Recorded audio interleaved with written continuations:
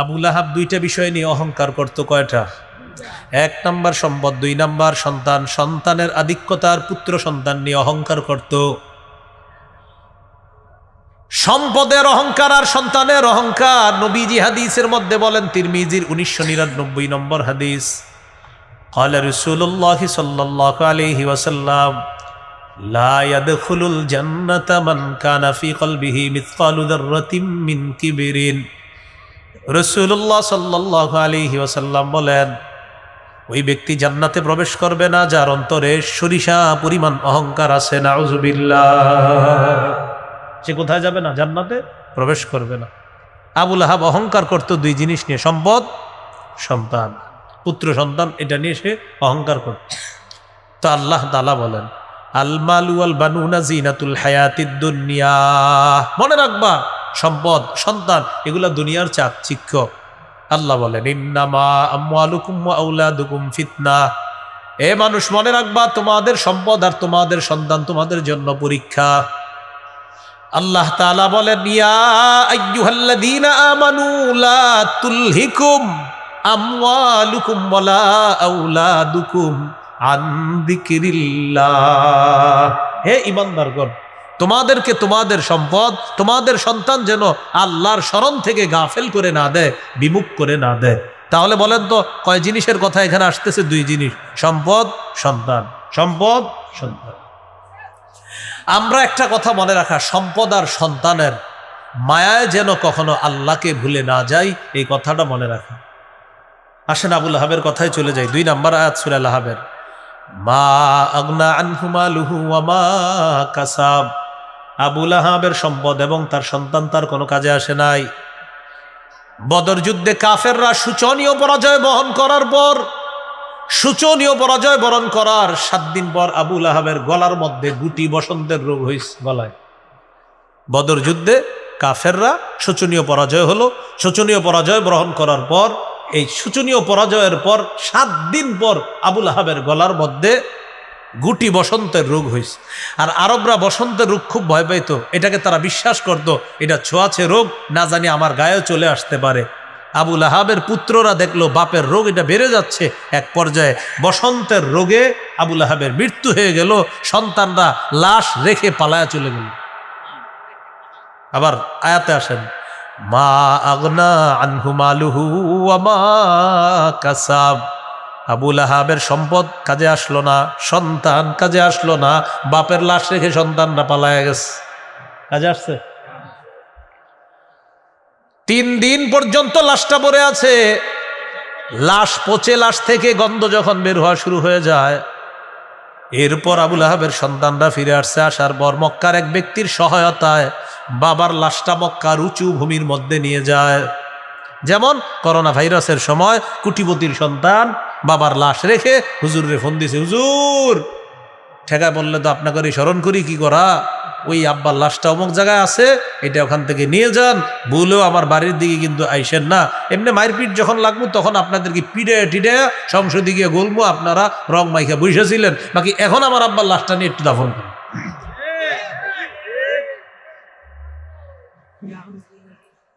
তো কিসে মন দিয়ে শোনা।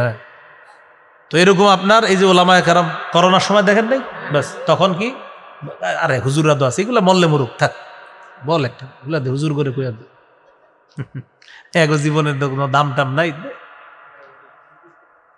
এরা মরলে মরুক। এই সুন্দর কথা বলছে, এটা মরল মরুক। হুজুর আব্বার লাশটা মজায় আছে, দাফন করেন। এক এক আলেম 40 জন, 42 জন, 47 জন, 60 জন পর্যন্ত এক এক আলেম লাশ দাফন করছে। কেউ ধরে না, কি করে পানি দিয়ে হেঁটে গিয়ে আপনার এই পরিমাণ দেখতেন আপনি, এগুলা দিয়ে গিয়ে গিয়ে লাশ দাফন করতেছে বিভিন্ন জায়গায়। ওই ভাষা, অনেকে ভাষায় দিতেছে লাশ। তাহলে আবু লাহাবের এই বিষয়টা বোঝানোর জন্য আপনাদেরকে আমি অনেক দূরে নেওয়া দরকার নাই, এটা আমরা আমাদের দেশেই দেখছি। বাবার লাশ রেখে সন্তানরা পালায় গেল। 3 দিন পরে আইসা একজনের সহায়তায় পয়সা গন্ধ বের হইতেছে, তো কারা খোঁজ দিছে যে আর পারতেছি না আমরা, কি করবা করো, কারণ কেউ এই লাশের কাছে আসে না, সবাই তো ভয় পাচ্ছে।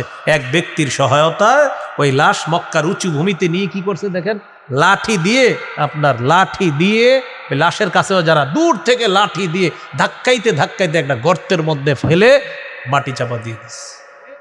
যুগে যুগে জালেমদের পরিণতি এরকম হয়, এরকম হয়। তো লাশ দাফন করে আসলো, এখন আপনারা বলেন সম্পদ সন্তান কোনো কাজে আসছে? এটা আল্লাহ বললেন মা আগনা আনহু মালুহু, সম্পদ কাজে আসে নাই। ওয়ামা কাসাব আই ওয়ামা কাসাবা মিন ওয়ালাদ, সন্তান, এই সন্তানও তার কোনো কাজে আসে নাই। এই জন্য দুনিয়াতে এমন সম্পদ সন্তান রেখে যাওয়া, যেই সম্পদ আর সন্তান আপনার মৃত্যুর পরেও কাজে আসবে, এমন সন্তান সম্পদ রেখে যাওয়ার চেষ্টা করা। ক্বালা রাসূলুল্লাহ সাল্লাল্লাহু আলাইহি ওয়াসাল্লাম ইযা মাতাল ইনসানু ইনকাতা আনহু আমালুহু ইল্লা মিন সালাসা। নবীজি বলেন মানুষ যখন মারা যায় তার আমলনামা বন্ধ হয়ে যায়, তিনটা বিষয় চালু থাকে। বলেন কয়টা? এক নম্বর ইল্লা মিন সাদাকাতিন জারিয়া, সদকায়ে জারিয়া, এটা চালু থাকে। দুনিয়ার মধ্যে কোথাও আপনি একটা কল স্থাপন করছেন, মুসাফিররা পানি পান করবে, পানি পান করতেছে, কবরে সওয়াব পাইতেছে, কবরে সওয়াব। একটা ফ্যানের ব্যবস্থা করলেন এতিমদের জন্য, ফ্যানের নিচে তারা আরাম করতেছে, এই ফ্যানের বাতাস তারা খাচ্ছে, আপনি কবরে সওয়াব পাইতেছেন, সদকায়ে জারিয়া। এমন কিছু করে গেলেন যেটা আপনার আমলনামা চলতেছে। মসজিদে একটা ইটের জায়গা দিয়েছেন, একটা ইট পরিমাণ দান করছেন আপনি, ইটের মধ্যে মুসল্লিরা সেজদা দেয়, আপনি সওয়াব পাইতেছেন। দুই নাম্বার আউ ইলমিন ইউনতাফাউ বিহি, এমন ইলম যে ইলমের মাধ্যমে উপকৃত হওয়া যায়। বলেন তো নবীর চাচাদের কয় অবস্থা? এক নাম্বার যারা ঈমান আনছে, দুই নাম্বার ঈমান আনে নাই সহযোগিতা করছে, তিন নাম্বার ঈমানও আনে নাই সহযোগিতা করে নাই। এটা একটা বিদ্যা শিখছেন নি? আরে বলেন শিখছেন কিনা? আমি মারা যাওয়ার পর আপনারা আরো যাদেরকে বলবেন সওয়াবটা আমিও পাবো। সূরা আল-আহজাবের মধ্যে কয় আয়াত? এই যে একটা বিদ্যা শিখলেন, আরেকজনকে যখন বলবেন সওয়াবটা আমিও পাবো। আও ইলমিন ইউনতাফাউ বিহি, এমন ইলম যে ইলমের মাধ্যমে উপকৃত হওয়া যায়। শাইখুল হাদিস আল্লামা আজিজুল হক রহমতুল্লাহি আলাই কি পরিমাণ ছাত্র দুনিয়াতে রেখে, তার শুধু শাইখুল হাদিস ছাত্র আছে অসংখ্য অগণিত ছাত্র, শুধু শাইখুল হাদিস। আর শাইখুল হাদিস ছাড়া মুফতি মুহাদ্দিস মুফাসসির তো আরো রয়ে গেছে, শুধু শাইখুল হাদিস অসংখ্য অগণিত শাইখুল হাদিস আল্লামা আজিজুল হক রহমতুল্লাহ আলাইহির ছাত্র। তাহলে কি অবস্থা? আও ইলমিন ইউনতাফাউ বিহি, এমন ইলম যে ইলমের মাধ্যমে উপকৃত হওয়া যায়, এলো দুই নাম্বার। তিন নাম্বার আও ওয়ালাদিন সালিহিন ইয়াদউ লা, এমন একজন নেককার সন্তান রেখে যাওয়া, যেই নেককার সন্তান মা বাবার জন্য বলবে রব্বির হামহুমা কামা রব্বায়ানি সগীরা। সন্তান বলবে রব্বির হামহুমা কামা রব্বায়ানি সগীরা, আল্লাহ রব আমার মা বাবার প্রতি আপনি দয়া করেন, যেমন শৈশবে তারা আমাকে লালন পালন করেছে, এরকম একজন নেককার সন্তান দুনিয়াতে রেখে যাওয়া। বুঝে আসছে কথাগুলা? এখন তো বাবা মারা যাওয়ার পরেও বাচ্চাদেরকে নিয়ন্ত্রণে আনার জন্য যেদিন মারা যায় সেদিনই টেলিভিশনটা চালু করে, বাচ্চাদেরকে নিয়ন্ত্রণে আনতে হবে। টেলিভিশন আজকে ভাই মরা মানুষ এমনিও গুণা, সবসময় গুণা, একটু তো ওনা আপনার আব্বারে তো একটু কবরে যাইতে দেন, আসলে বাচ্চারা ডিস্টার্ব করে তো টেলিভিশনটা ছাড়তে হইছে। আও ওয়ালাদিন সালিহিন ইয়াদউ লা, এমন একজন নেককার সন্তান রেখে যাওয়া, যে নেককার সন্তান বাবার জন্য দোয়া করবে। তাহলে আবুল আহাবের কথায় চলে আসি, মা আগনা আনহু মালুহু ওয়া মা কাসাব, সম্পদ কোনো কাজে আসে নাই, সন্তানও কোনো কাজে আসে নাই। আল্লাহ তাআলা আমাদেরকে সম্পদ সন্তান এগুলা যেন কাজে লাগিয়ে দুনিয়া থেকে যেতে পারি, আল্লাহ তৌফিক দান করেন।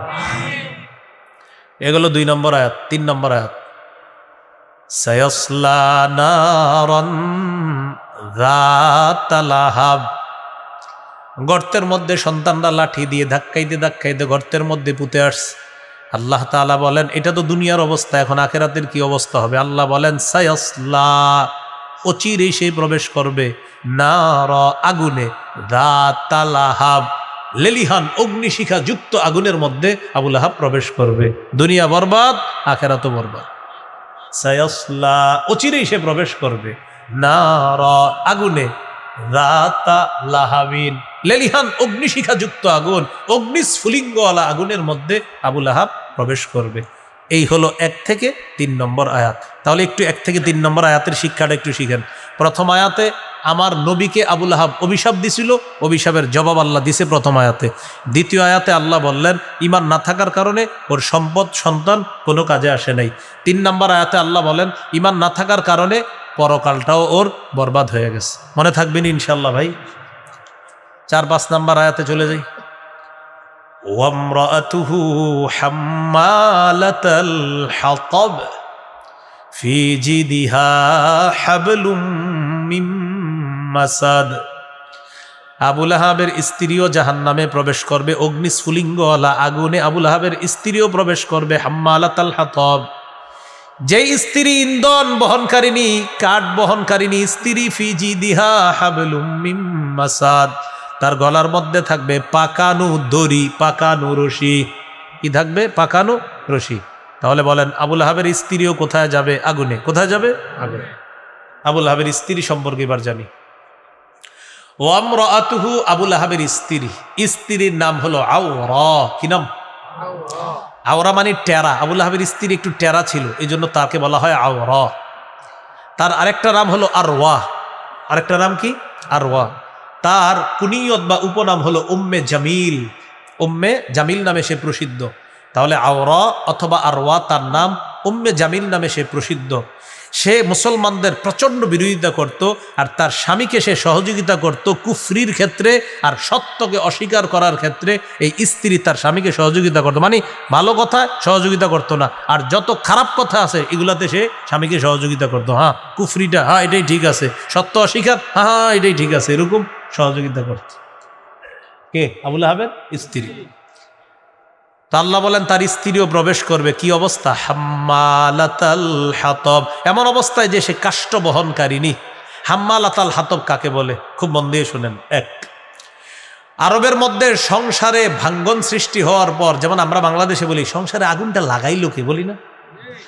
আরবের মধ্যে সংসার ভাঙ্গন সৃষ্টিকারিনী তাকে বলা হয় হাম্মালাতাল হাতব। সৌদি মানে আপনার মক্কায়, আরবের মধ্যে যখন কারো সংসার ভাঙতো বলতো আচ্ছা এই সংসার ভাঙ্গার পিছনে ইন্ধনটা কে জুগাইছে? আওরা বা উম্মে জামিল, আবু লাহাবের স্ত্রী।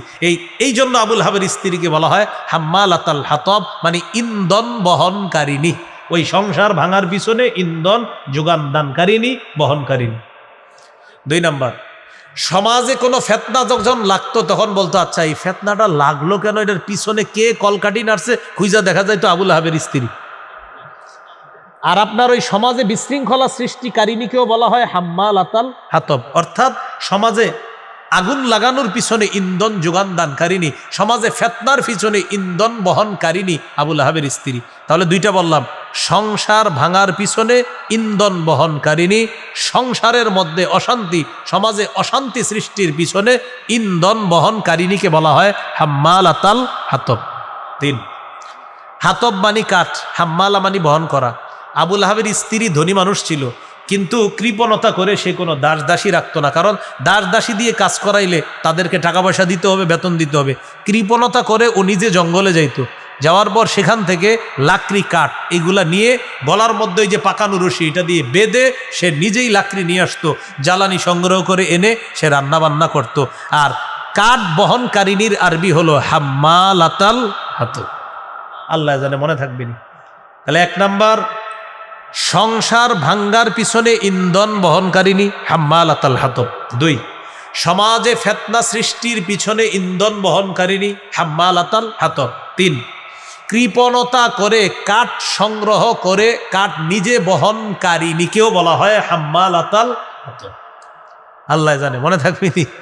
এই এখন থেকে যখন পড়বেন ওয়ামরাতুহু হাম্মালাতাল হাতব, এটা পড়বেন সাথে সাথে যেন আপনার একটা ইতিহাস আপনার মাথায় এসে পড়ে, হাম্মালাতাল হাতব তো ওই জিনিস সংসার ভাঙে, ওই জিনিস সমাজে ফেতনা সৃষ্টি করে, এরকম যেন আপনার মাথায় চলে আসে।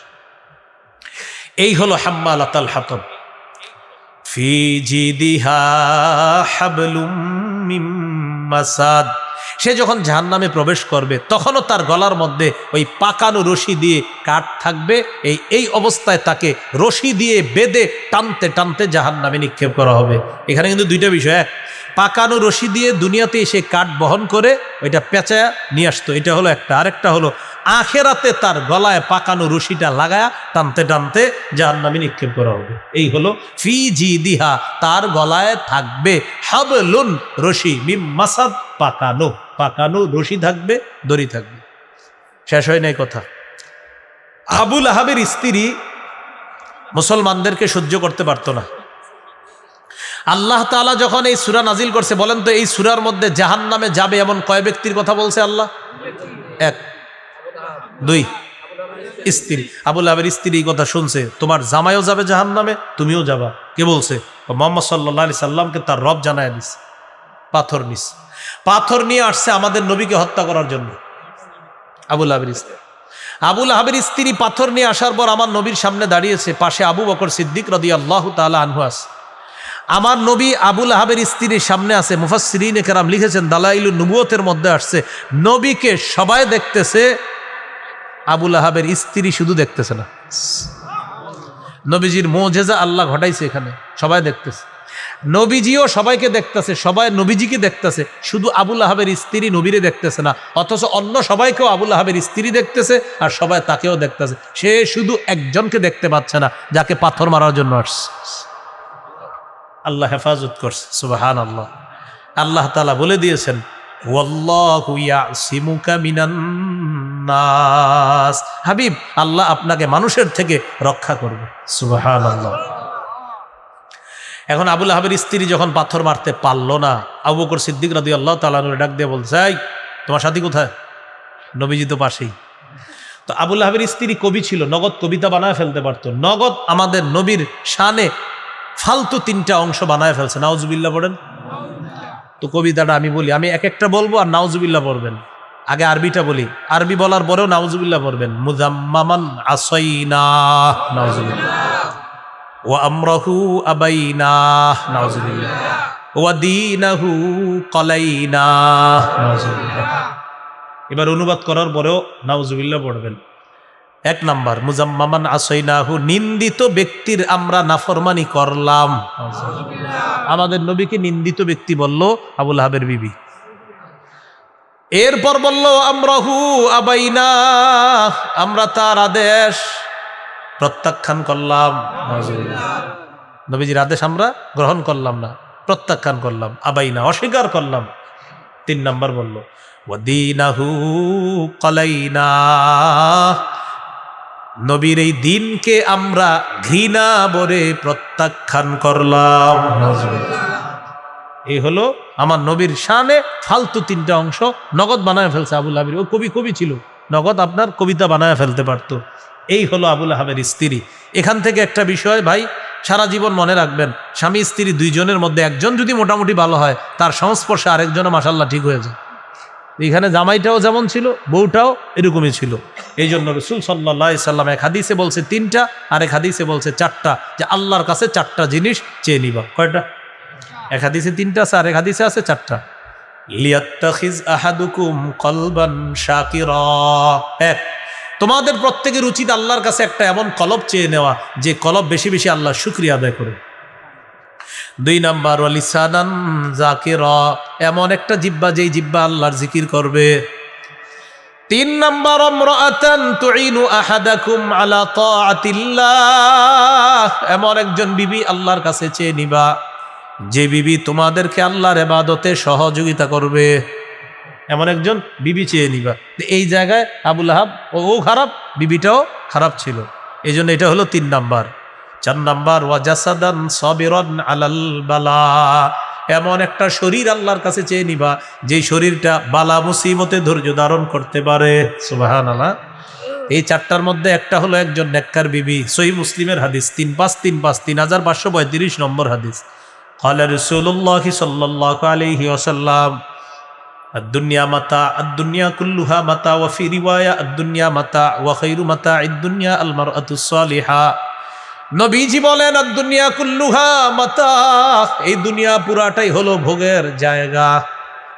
ওয়া খায়রু মাতা'id দুনিয়া আল মারআতুস সালিহা, এই পৃথিবীর মধ্যে সবচেয়ে শ্রেষ্ঠ সম্পদ হলো একজন নেককার স্ত্রী পেয়ে যাওয়া। একজন নেককার নারী এই পৃথিবীর সবচেয়ে দামি সম্পদ। এই দামি সম্পদটা আল্লাহর কাছ থেকে চেয়ে নেওয়া। মনে থাকবেন ইনশাআল্লাহ। আল্লাহ তাআলা তৌফিক দান করেন। এই জন্য নেককার নারী আর একটা প্রশস্ত বাড়ি, আর নেককার প্রতিবেশী, এটা আল্লাহর কাছ থেকে চেয়ে নেওয়া। নেককার নারী, প্রশস্ত বাড়ি, একটা আরামদায়ক গাড়ি, আর হলো একটা ভালো প্রতিবেশী। হাদিসে আসছে যার এই 4টা গুণ থাকবে সে সৌভাগ্যবান। 1 নাম্বার তার বউ নেককার, 2 নাম্বার তার প্রতিবেশী নেককার, 3 নাম্বার তার একটা আরামদায়ক গাড়ি আছে, 4 নাম্বার তার একটা বাড়ি আছে। তো মিলাইলে এইভাবে 1 নাম্বার নেককার নারী, 2 নাম্বার প্রশস্ত বাড়ি, 3 নাম্বার আরামদায়ক হালাল গাড়ি। কি গাড়ি? মানে হালাল ভাবে আর কি, আপনি আজাইরা ভাবে হবে না, হালাল ভাবে। হ্যাঁ, 3 নাম্বার। 4 নাম্বার নেককার প্রতিবেশী। এই 4 গুণ যার আছে নবীজি বলেন সে সৌভাগ্যবান পুরুষ। সে কি পুরুষ? সৌভাগ্যবান। তো এর মধ্যে একটা হলো নেককার স্ত্রী, যেটা আবু লাহাবের ছিল না। নিজেও ছিল কাফের, স্ত্রীও ছিল কাফেরা। এই জন্য দোনোজনের পরিণতি হয়েছে জাহান্নাম। আল্লাহ আমাদেরকে হেফাজত করেন। সর্বশেষ কথা, সূরা লাহাব থেকে কি শিখলাম? 1, দাওয়াতের কাজে বাধা আসবে, করতে হবে।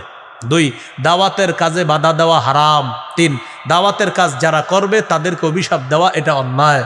4 নাম্বার, দাওয়াতের কাজ যখন আমরা করব, কথার আঘাত আসতে পারে, কর্মের আঘাত আসতে পারে, এটা সইতে হবে। 4 নাম্বার, যে কথাটা ঈমান ছাড়া সম্পদ, সন্তান এগুলা কোনো কাজে আসবে না। 5 নাম্বার, ঈমান ছাড়া পরকাল বরবাদ। 6 নাম্বার, আপনার সাথী যে হবে এটাও একটা সঠিক সাথী হতে হবে, অন্যথায় সেও জাহান্নামে যাবে। যার বাস্তব প্রমাণ, আবু লাহাবের স্ত্রী তার স্বামীকে নাফরমানির কাজে সহযোগিতা করার কারণে, ইসলামের বিরোধিতা করার কারণে তার ঠিকানাও জাহান্নাম। আল্লাহ তাআলা আমাদের সকলকে সূরা লাহাবের মৌলিক যে শিক্ষাগুলো আছে এই শিক্ষাগুলো আমাদের জীবনে যেন আমরা বাস্তবায়ন করতে পারি, আল্লাহ তাআলা তৌফিক দান করেন। সূরা লাহাবের সবচেয়ে বড় একটা শিক্ষা হলো নবীর একদম নিকট আত্মীয় হওয়া সত্ত্বেও আবু লাহাবের ঠিকানা জাহান্নাম।